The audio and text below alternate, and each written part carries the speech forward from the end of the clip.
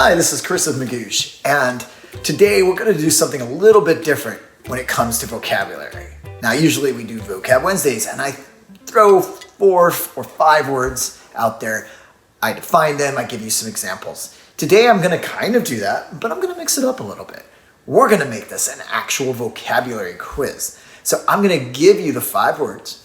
Your job is to define them or see how close you can get, and then score yourself at the end. Of course, I will then go over the words not to leave you hanging, and then we will end the video, but hopefully not before you can embed those words into your long-term memory. So, one extra little thing. I am going to make these words progressively more difficult. So we're going to start off with the easy word first. It's going to get harder and harder until number 5. The last word is going to be pretty hard.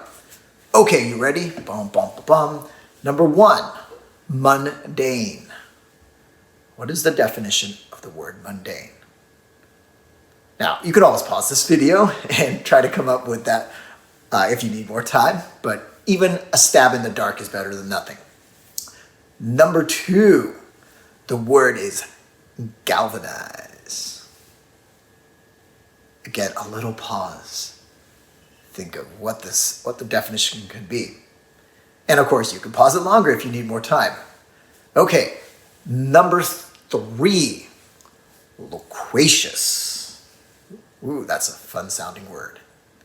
What does it mean? Number 4, platitude. Platitude. And number 5, cede. It's not a bad past tense of see. I cede something. It's actually spelled, as you can see, C-E-D-E.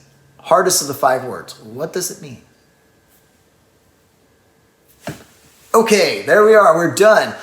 Now, again, you can go back, pause it, whatever you need to do. You can come up with the answers to the words yourself in your head, or you can even write them down. It doesn't matter. But now we're here. We want to know what these words mean.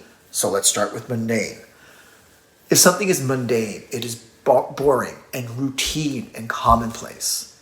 And so if every day I did these videos, welcome, another 5 words, and every day you watch them and dutifully try to learn the words, it would become very boring, monotonous, and routine. Or in other words, it would become mundane. But this isn't mundane, it's super exciting, hopefully. Number 2, galvanize. Galvanize means to spur someone to action, to get someone to do something because you make them really excited and motivated. So hopefully I'm galvanizing you to study more of these vocabulary words because it can be fun and it will definitely help you out on the test. Number 3, loquacious. Well, loquacious is a fancy way of just saying really talkative.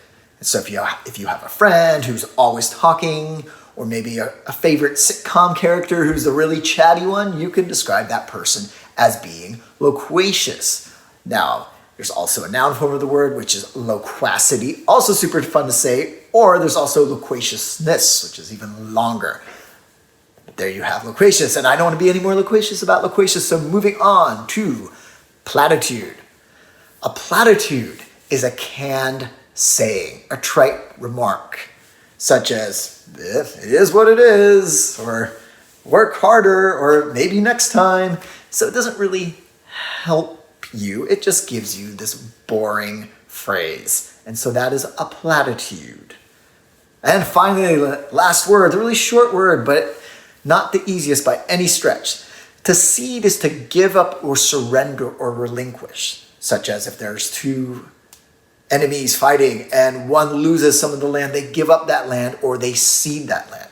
Now in the world of GRE, I've also kind of seen this more as like an academic thing. Like these academics were ceding ground to this other group of academics in terms of who was determining what was important in their field. And so there you have it. Hopefully you are able to learn all those words and embed them in your memory. And also a good little hack here. Watch this video a week from now and see how many you can get right. And hopefully you can get them all right. And I will see you next time.